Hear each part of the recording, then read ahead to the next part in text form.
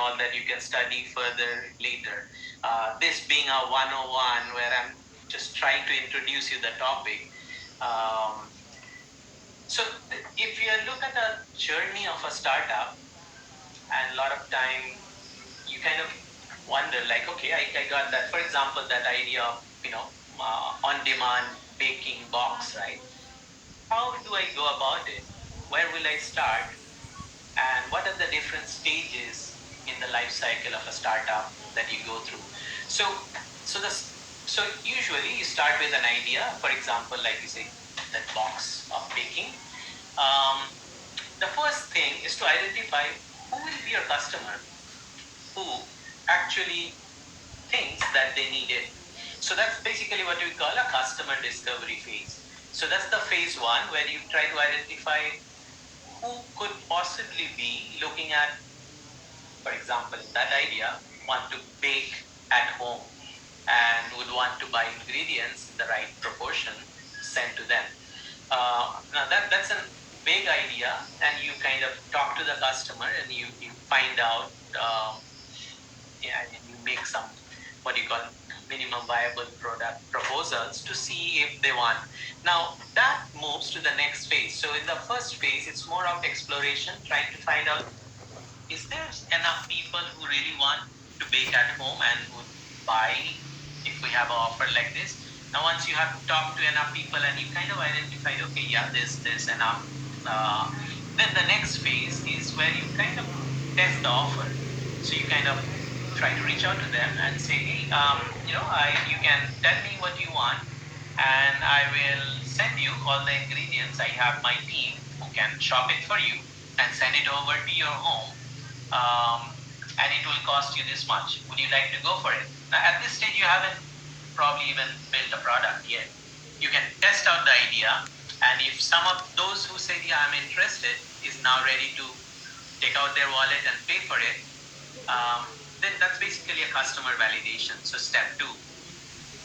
Now, in the beginning, you probably spoke with 10 or 20 people, and you probably were able to sell to 5, 10 among them who wanted to buy.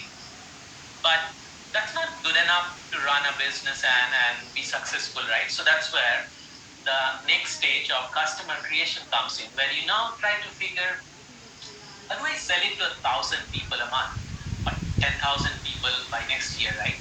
So that's the scaling. And that's where a whole different thought process comes in. And it's not, I mean, earlier when you're doing 5 or 10, it was easy. You can just, go over to the grocery, some other places, put it in a box manually and ship it by Lalamove. But if you're shipping 500 orders a day, you got to figure how to do it. There's the whole operation issue comes in. Maybe you cannot even buy from one store. So where do you buy it from? So a whole lot of different things fits in. Maybe, you're getting now orders from outside Metro Manila. How do you send it over? So that's where the scaling challenges come in.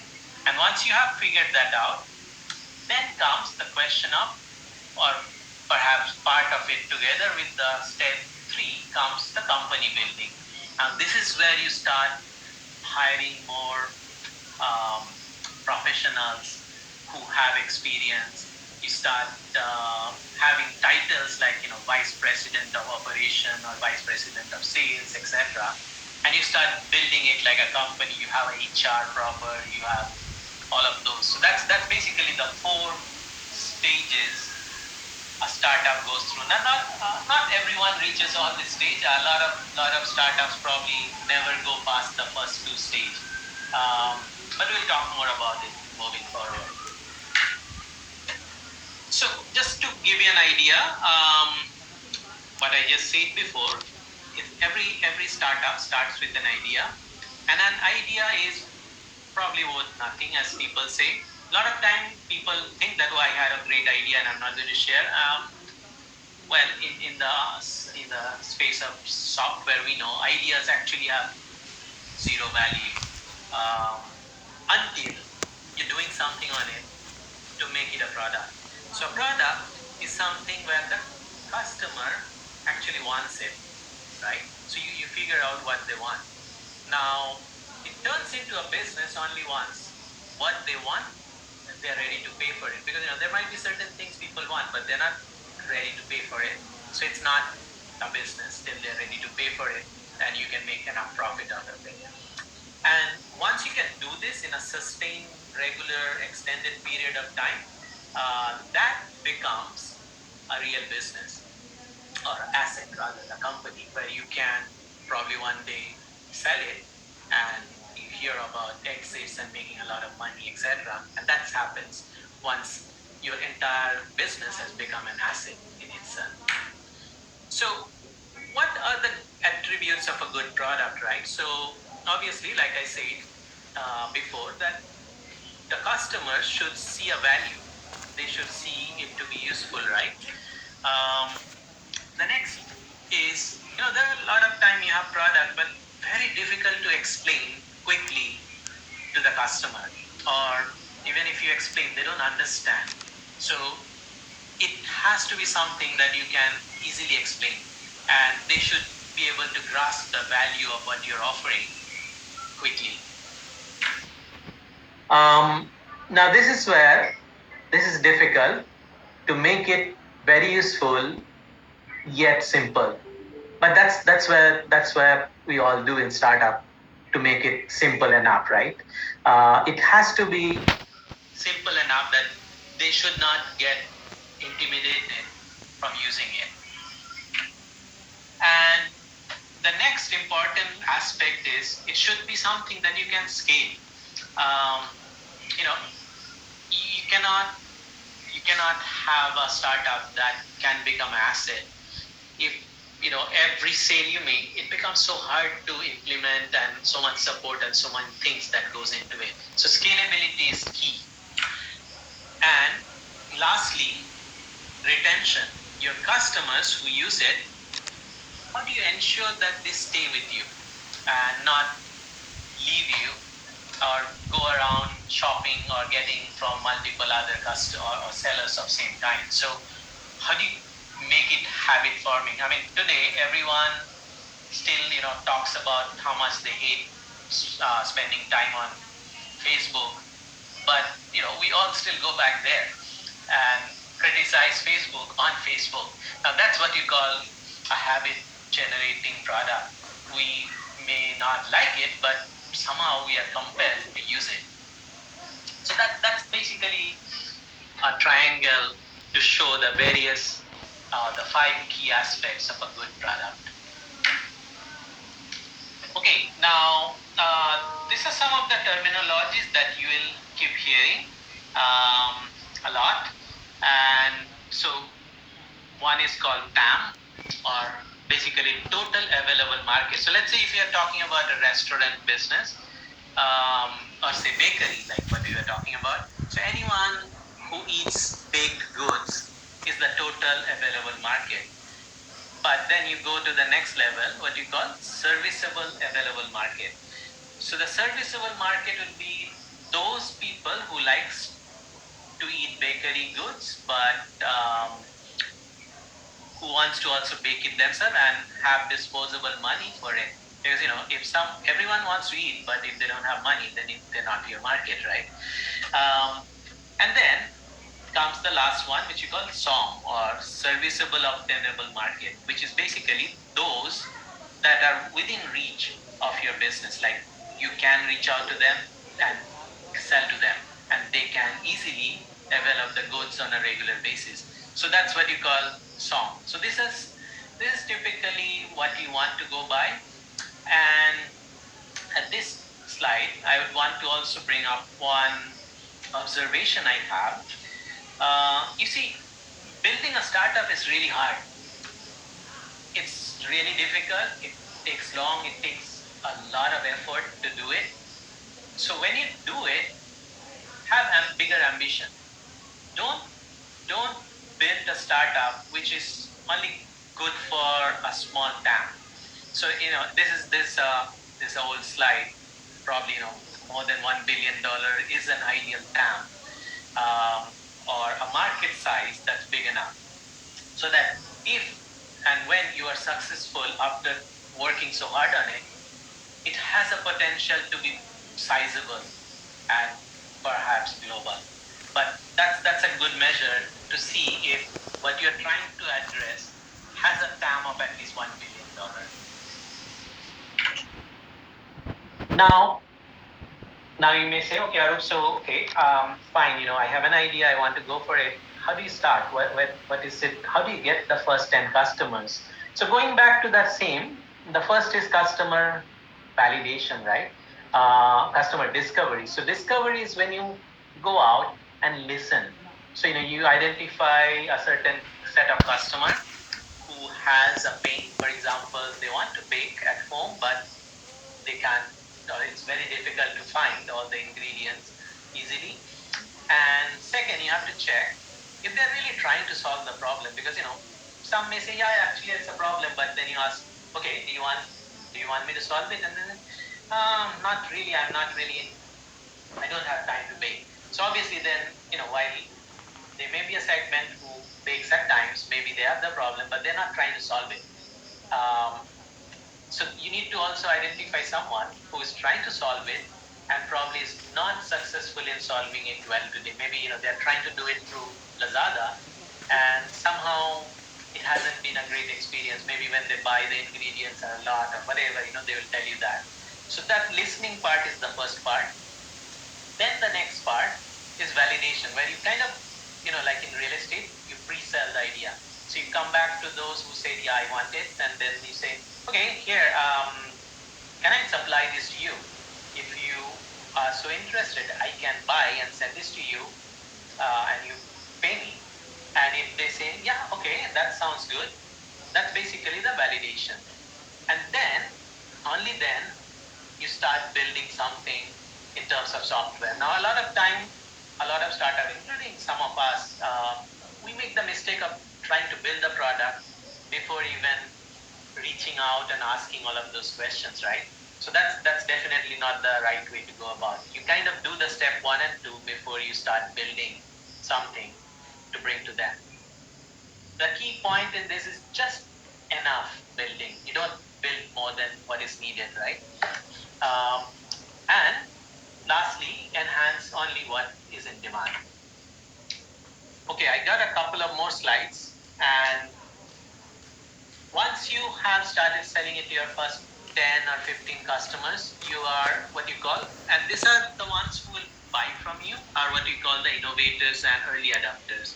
So the innovators and early adopters are those who are, they're more open to things, experimenting and all. And a lot of startups actually find those 5, 10 initial customers, and that's easy. But that is just the start of the business or the problem. You do not have a real business till you get the stage 3, or what we call the early majority. Now, this early majority are more skeptical people. They don't just buy from anyone. And while they are interested in observing the innovators, early adopters, they hear out what's being talked about. They want some proof of execution. They want, that there is a set of happy customers before they actually want to buy. And a lot of startups do not survive jumping from the first 2 stage to the next stage. That's why it's called the chasm. And this is where, I don't know, about 60-70% or more of the startups really die. Once you get through the early majority, then comes the late majority. So these late majorities are the more skeptical, and they only come in a bit later. So I'll hold on to that, and let's try to identify how do you identify the early majority, right? So the early adopters as well as the early majority, how do you define them?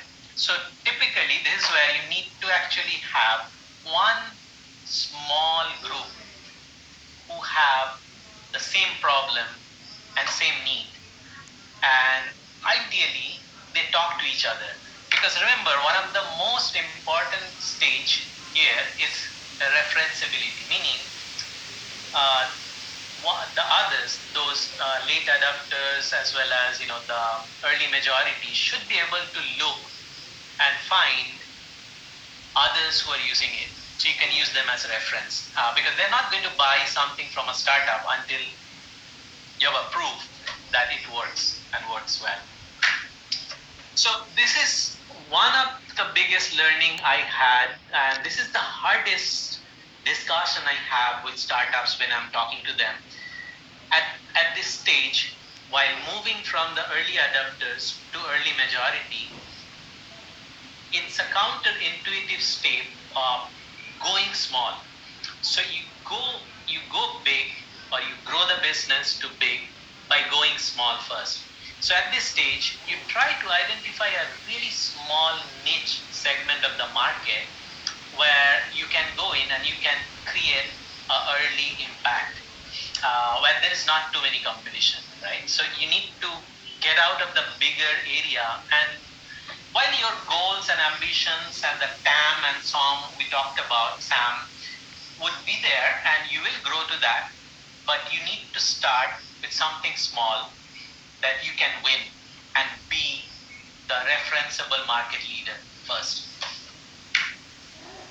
Okay, last couple of slides. So one of the thing, and OPM is a popular term in the Silicon Valley language, which basically means not the songs, but the other people's money. So at this stage, some of you might say, but Arup, I probably don't have that kind of money, right? I mean, how do I do startup? So the point of startup is typically you should have a goal of building your startup with other people's money. And it's not so much about being selfish or anything, but it's actually a very good validation tool because, more you talk to people about your idea and get money out of them, you are getting good criticism, which validates your product, as well as you're getting champions for your business who will actually also help you get customers. So these are the four. There are more stages, but these are the four big stages.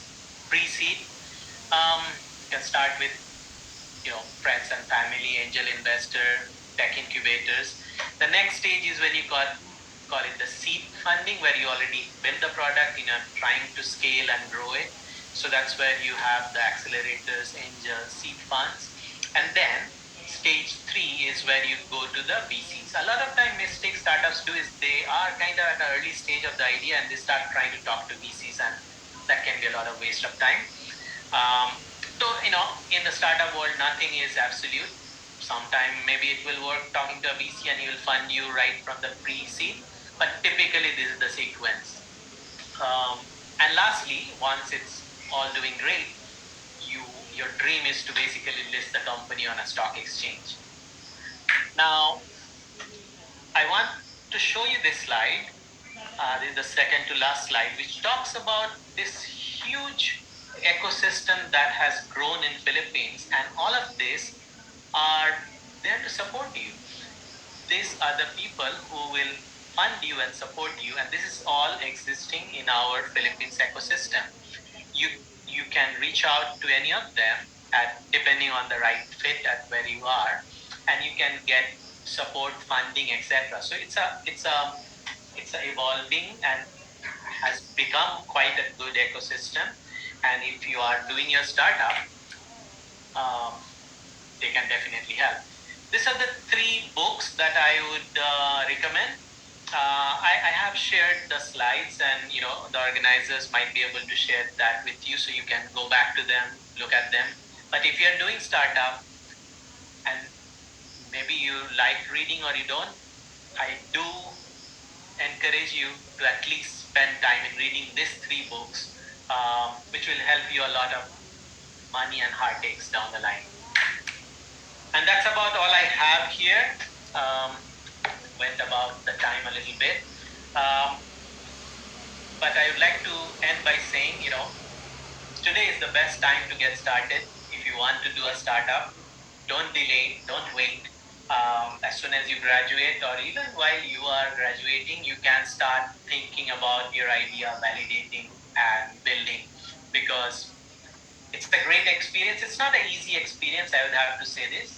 It's probably one of the most difficult career choices you will take, but it can be immensely satisfying, and it could be something that you can build. And even if you fail, you are you have so much experience and you become so much valuable for other companies who want to get you. That's about it. Thank you. Feel free to reach out to me on my LinkedIn, and I'd like to continue the discussion. Thank you. Thank you, Mr. Mighty. The best time to start a startup is now. Thank you very much for that inspiring talk. All right, okay. But Mr. Mighty, to manage the time, we will be accommodating the questions related to this talk, related to Startup 101 later in our panel discussion. All right? Sounds good. Thank you. That's good. Thank you very much, Mr. Mighty. Thank you for gracing our event. See you later. Yes. Thank you. Bye. All right. Okay. So hello.